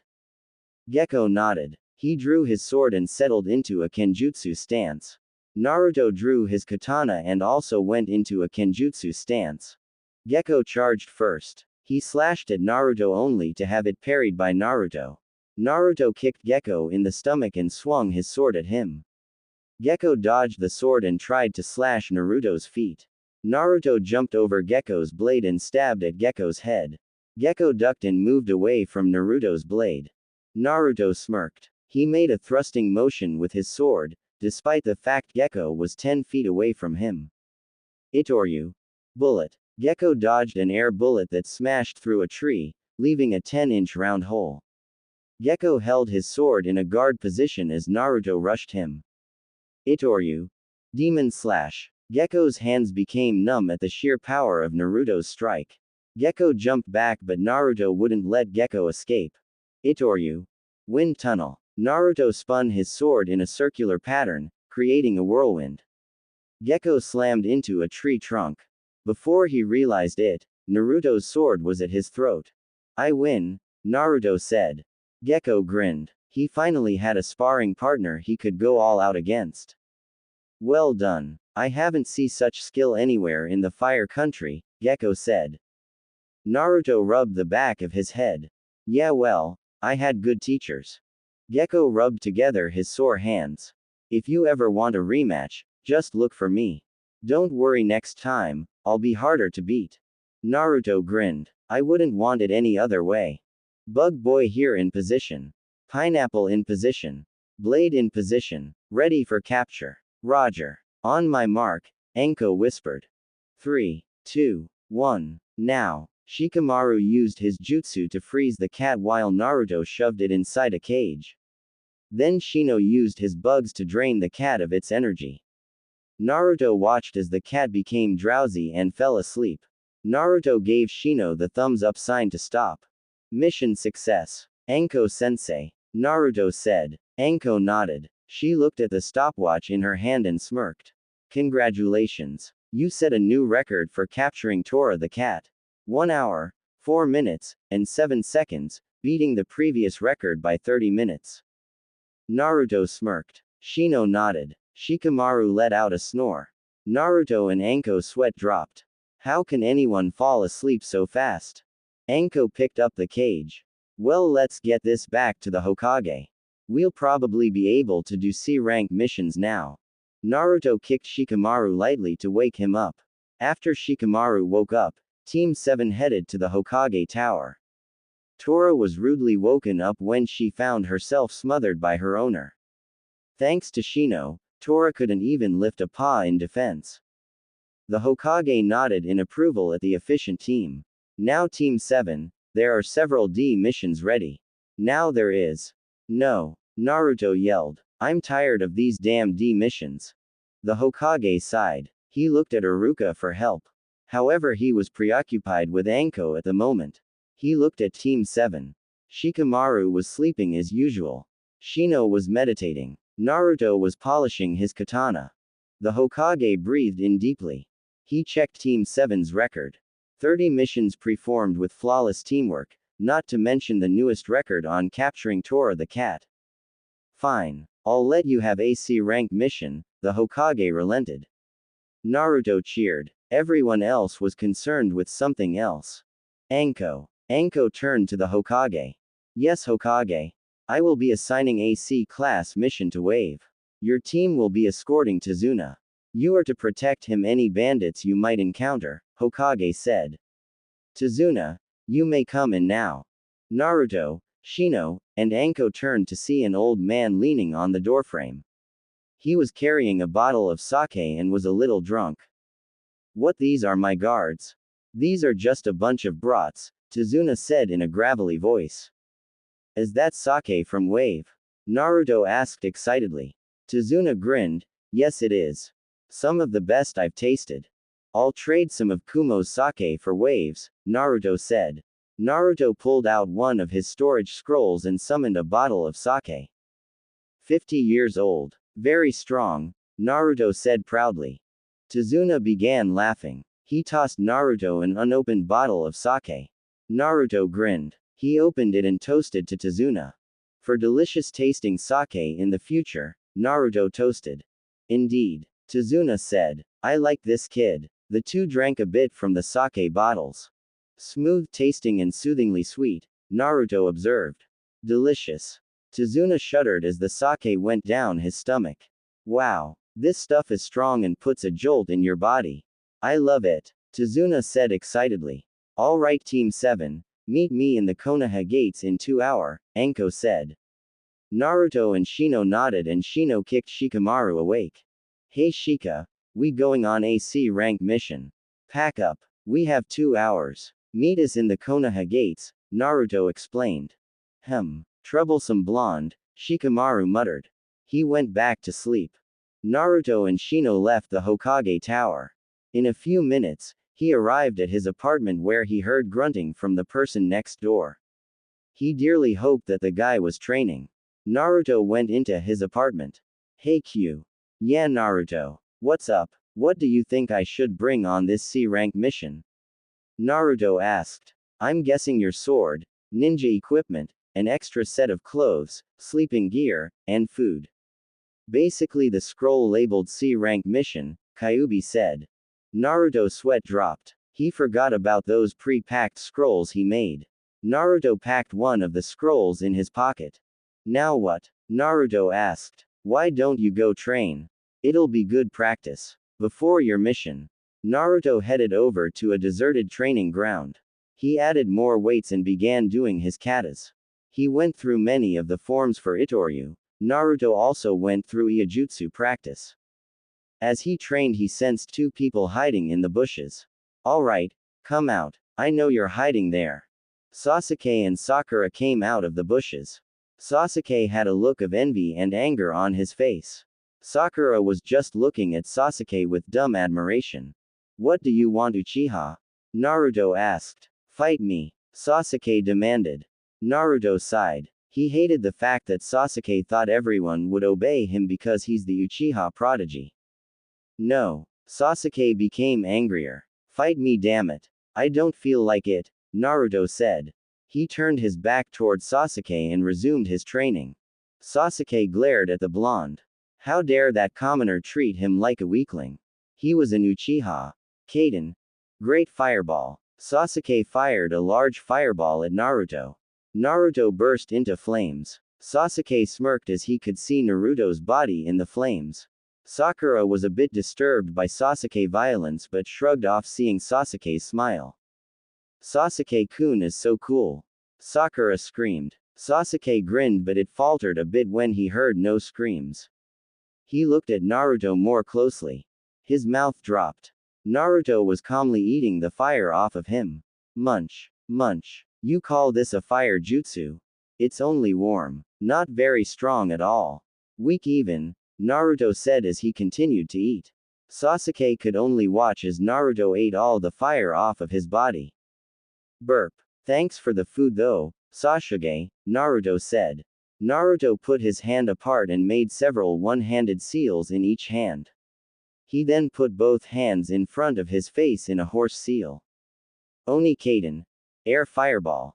Naruto fired a baseball-sized white fireball at Sasuke. Meanwhile in the Hokage tower, the Hokage was examining the forest. So beautiful and tranquil. Boom. The Hokage looked toward the training grounds to see a large gout of fire explode. What the hell? Back in the training grounds, Naruto examined his work. Sasuke was face down on the ground with several broken bones from the shockwave. Sasuke also had numerous third and second degree burns all over his body. Sakura was also injured. Her clothes were singed and she had many third-degree burns on her arms. The training ground itself was a mess. Naruto aimed the fireball 10 feet away from Sasuke. The area where the fireball landed was a crater 10 feet wide and 5 feet deep. Around the area, the ground was scorched black. Hey Kit, I think you went overboard, Kyuubi noticed. Yeah, but who cares? Naruto said. Kyuubi scowled. Naruto, you need to hide your abilities more carefully. If the council sees you as a threat, they will manipulate the villagers into persecuting you. The only reason they haven't yet is that they don't know who you are. Naruto sighed. Fine. Q-chan. Naruto walked up to Sasuke and kicked him over. He leaned over and whispered. Sasuke, never mess with me again or you'll have more than burns and bones to worry about. Naruto walked away. He stopped though for a second to speak with Sakura. Black Lace, are you trying to be a whore? He ignored Sakura's scream and headed toward the gates. He waited by a nearby tree for 15 minutes. Shino was the first to arrive. He carried a small backpack with him. On his hip was the chain Naruto gave him. Hey Shino, all ready? Naruto asked. Hi Taicho, Shino said. Taicho, why'd you call me that Shino? Naruto asked. It's because you really are the leader among this team, troublesome blonde. Naruto turned to see Shikamaru walking towards them, with a lazy look on his face. Hey Shikamaru, I've seen you got used to the weights now, Naruto said. Shikamaru nodded. They feel like my normal limbs now, Shikamaru said. Naruto smirked. What are you doing, Naruto? Ninpu. Earth chaining seal. Shikamaru tried to dodge Naruto's finger but was too slow. Naruto poked him hard on the chest. Shikamaru felt his body become heavier. Damn it, Naruto, Shikamaru said. Why do you keep doing that? Because you won't get your lazy to train, Naruto said. I don't do it to Shino because he's wearing weights right now. Shino pulled up his sleeves to show a bracer attached to his arm. He also lifted his pants a bit to show weights around his ankle. Shino, how much do you have? Naruto asked. 200 pounds altogether, Naruto Taicho, Shino answered. Naruto grinned. That much already? Shino, that's great, Naruto said. They waited for 5 more minutes. Anko arrived with Tazuna. Tazuna was a little bit drunk. He saw Naruto and raised his sake bottle to him. Hey kiddo. This stuff is great. When we get back at my house, why don't we share a bottle? Tazuna said, his words a bit slurred. Naruto laughed. Sure. I'm always interested in different sakes. Ha ha ha ha ha. Tazuna laughed. Anko looked at Naruto. Aren't you too young to drink? Old enough to kill, old enough to drink, Naruto retorted. Anyway, sake in small amounts can speeds up your chakra, making it easier to control and manipulate. It also tastes good. That's right, Tazuna shouted. Anko shrugged. Fine, but I won't be carrying your drunk if you get drunk. Alright Team 7. Shino, I want you in front. Those Kekkei bugs will be able to sense any danger that may come toward us. Shikamaru, you next. You can back Shino up with those shadows. Naruto in the middle. This way you can help me or Shino and Shikamaru if we run into trouble. Tazuna, stay behind Naruto. I'll be the rear guard as I'm the most experienced, Anko ordered. The group got into formation and began traveling towards Wave. They traveled in silence for about 15 minutes. Naruto got a bit antsy and decided to speak up. Tazuna, what's Wave like? Naruto asked. Tazuna paused a bit. It's a beautiful country surrounded by crystal waves. The people there are friendly. To me it's paradise, Tazuna said. Naruto and Anko noticed that his voice had several emotions in it. The most prominent were sadness and longing. They passed a puddle. Shino gave Naruto a look. Naruto made a calming motion with his hand. Shino nodded and continued ahead. As the group passed the puddle, two ninjas appeared. They charged the group. Tazuna move. Tazuna turned to see Anko wrapped around a bladed chain, the ends held by two ninjas. The ninjas pulled and the group watched Anko sliced into pieces. The ninjas then charged Tazuna. Naruto charged the two ninjas. He sliced the chain easily and delivered two powerful kicks. The two ninjas landed in Shikamaru's shadow where they were easily restrained and drained of their chakra by Shino. Anko came walking out of the bushes. Good job, Shikamaru, tie them to a tree. Shino, take anything useful from their clothes. Naruto, come with me. Tazuna and I are going to have a little talk, Anko said. The two went to Tazuna who was shivering from his close encounter with death. Tazuna. Tazuna jumped a little bit. We want to know why two ninjas are trying to kill you, Anko said. She drew a kunai from her pack. Don't make me use this. I promise it won't be pleasant if I do. Gato. Tazuna spat out. Naruto was surprised. You mean the Gato, one of the richest people in the world? Tazuna nodded. That damned man wants me dead because of what I'm doing. He sees me as a threat because I'm building a bridge. A bridge? That's why, Anko asked perplexed. You have to understand Wave's geography before you understand why Gato fears the bridge. Wave is surrounded by ocean. The only way to end from the island is by boat, Tazuna explained.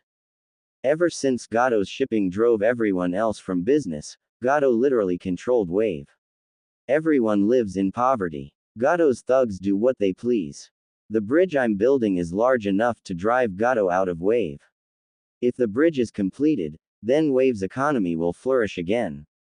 I couldn't afford a B rank mission, so that's why I lied and asked for a C rank. By now, Shino and Shikamaru were back. They looked at Anko for orders. Anko nodded. Everything made sense. She put the kunai back into her pack. Well, let's go back to Konoha. I'm sure. No. Anko turned to see Naruto with his arms crossed. Let's complete the mission. I'm not going to just give up on this mission just because it was mislabeled. Anyway, we're ready. We caught you and could have killed you in our Genin exam.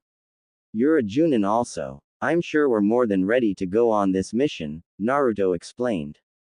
Anko turned to Shino and Shikamaru. Do you agree?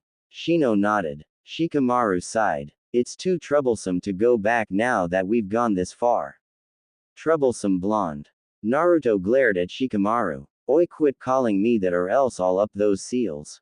Shikamaru immediately shut up. He didn't want to carry any more weight now. Anko sighed. They were right. Anyway, She needed to go on a mission like this to maintain her skill. Okay. Get back into formation, Anko ordered. Naruto grinned and went back in line. Anko turned to Tazuna. Once Wave get back on their feet, you will pay for an A- rank mission, understand? Crystal clear, ma'am, Tazuna replied. They walked for several miles. Everyone had their guard up. Every once in a while Naruto used ninpu, all-seeing eye. Naruto noticed the wind change direction and smelled the air. He smelled blood, iron, and sea salt. Naruto threw a kunai into the bushes. The rest watched as they saw Naruto pick up a snow-white rabbit, scared to death. A white rabbit. That means it's been raised indoors. Someone used it for a kararimi, Anko thought. She heard a deep humming noise coming toward them. Duck. Anko pulled Tazuna down just as a huge zanbeitu missed them. It missed the three genins and stabbed a tree. A large ninja appeared on the sword. Anko looked at the ninja, recognizing him. Zabuza Momochi, demon of the mist, Anko said. Zabuza laughed. I'm honored you know me, Anko Mitarashi, the leaf snake mistress. Everyone turned to see Naruto waving at Zabuza. To their surprise, Zabuza waved back, with a look of delight on his face. Hey brat, what's up? Zabuza said. Where's you sensei? Around doing missions as a hired nin, Naruto answered. Wait, if you're here, then that means. Naruto-kun. Naruto turned to see a girl jump at him. She caught him in an ultra glomp. Naruto-kun. I knew I'd see you again, the girl shouted happily. Look at you, you've grown taller than me. And you also have red highlights in your hair. You look so good. Anko, Shino, Shikamaru, and Tazuna were so confused. What the heck is going on? Naruto, who is the girl and how do you know them? Anko asked. Naruto turned to face her. He waddled a bit because the girl was hugging him very tightly. Her name is Haku, Anko-sensei.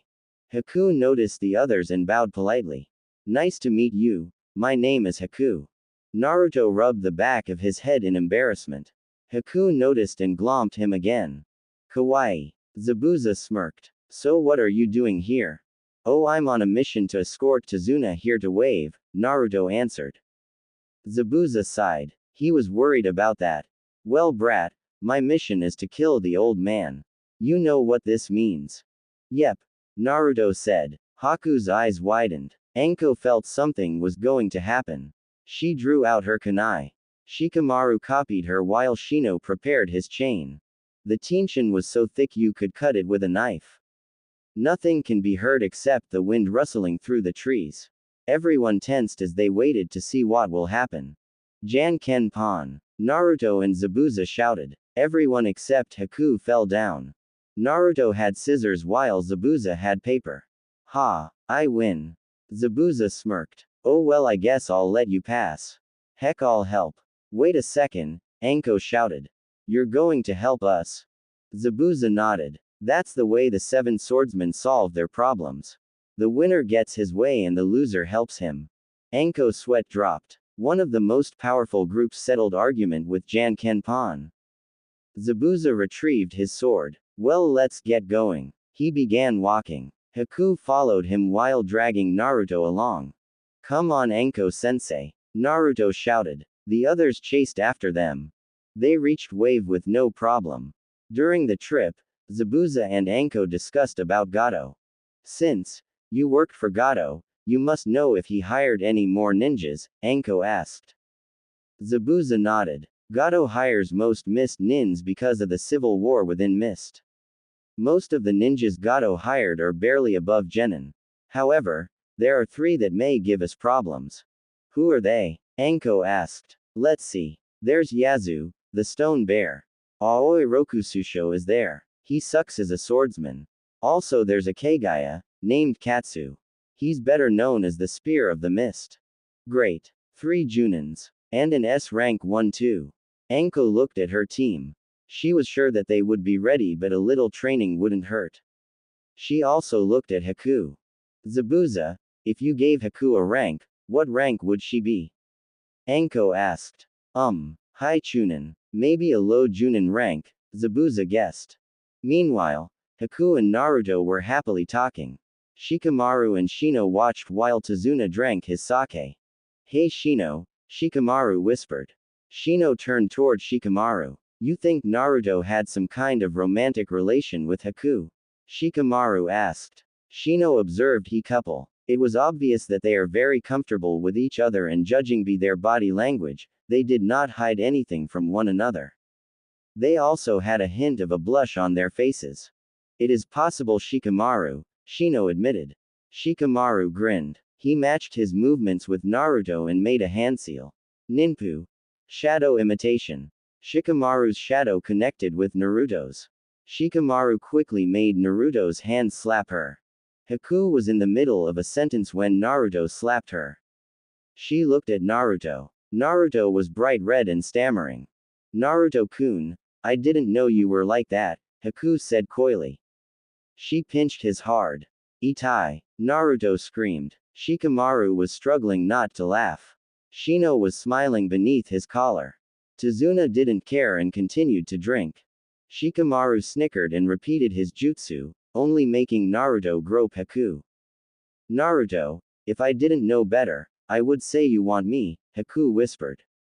In honesty, Haku didn't mind. During Naruto's training, Haku fell in love with him, and her love only intensified when he left. Naruto was extremely embarrassed. God damn it, Shikamaru. As soon as we get back to Konoha, you are dead. Naruto thought. You might want to thank him, Naruto. I notice a huge influx of naughty thoughts in your brain. Ooh, that's kinky, Kyuubi said. Shut up, Naruto thought. Naruto was jolted back to reality by Haku jumping on his back. Naruto-kun, my feet hurt. Will you carry me until we get to Tazuna's house? Haku asked. Naruto was about to say no but made the mistake by looking into her eyes. She had the puppy eyes at full blast. Okay Haku, you can stay there until we reach Tazuna's house, Naruto said. Haku cheered and kissed him on the cheek.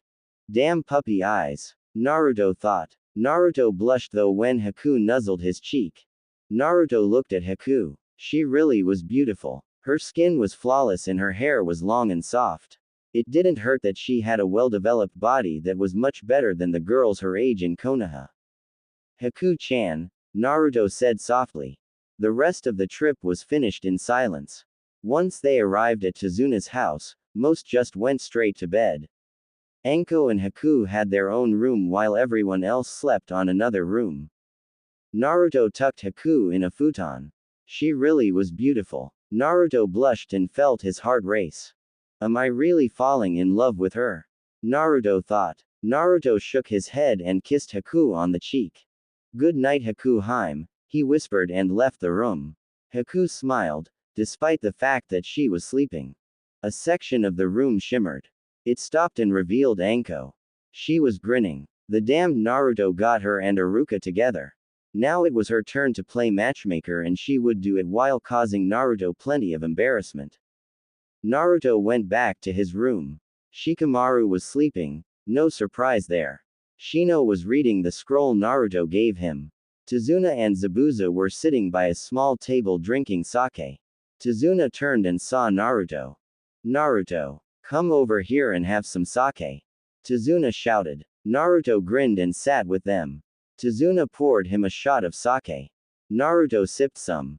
Iwa sake? Naruto asked. Tazuna nodded. Got this one 5 years ago. Not as strong tasting but has more of a filling taste. Naruto drank the rest of his shot. After several drinks, Naruto went to bed tired and a little drunk. Good morning Artutu. Naruto opened his eyes just in time to see the bottom of Zabuza's sandal stomp on his face. It's training time, Zabuza shouted. God damn it. Why do you insist on doing that every morning? Naruto bellowed. Sheesh, calm down. All I did was just stomp on your head, Zabuza said. Just stomp on my head. Are you a bleep-ing retard? Naruto bellowed. Zabuza smirked. Anyway, get your out of bed. I've been itching for a good sword fight since you left. Naruto grinned. He picked up his katana and ran out the door. Zabuza ran after him, a big smile on his face. Naruto and Zabuza went outside. Both of them immediately went into a kenjutsu stance. Let's go all out, brat. I want to see what you can do, Zabuza said. My pleasure, Naruto said. Naruto dashed at Zabuza. He swung his blade low at Zabuza's thigh. Zabuza shielded his leg with the Zanbeitu and used its weight to push Naruto off. Naruto jumped back and brought his blade up to block Zabuza's swing. Naruto felt the ground give in as he pushed off Zabuza's blade. He quickly stabbed Zabuza. Zabuza dodged it and swung his sword at Naruto. Naruto managed to duck the blade and stab at Zabuza's shoulder. Zabuza jumped back, panting a bit. Well, brat, you certainly gotten faster, Zabuza chuckled. He channeled his chakra through his Zanbeitu. Metsujutsu. Chakra wave. Zabuza swung his sword at Naruto. A huge blue chakra blade shot out at Naruto. Naruto dodged it and thrust his sword at Zabuza. Itoryu. Bullet. Zabuza held his blade sideways. The air bullet smashed into the blade with a loud clang. Metsujutsu. Wave chaos. Zabuza swung his sword rapidly in Naruto's direction. Naruto had to deflect and dodge many of the chakra blades.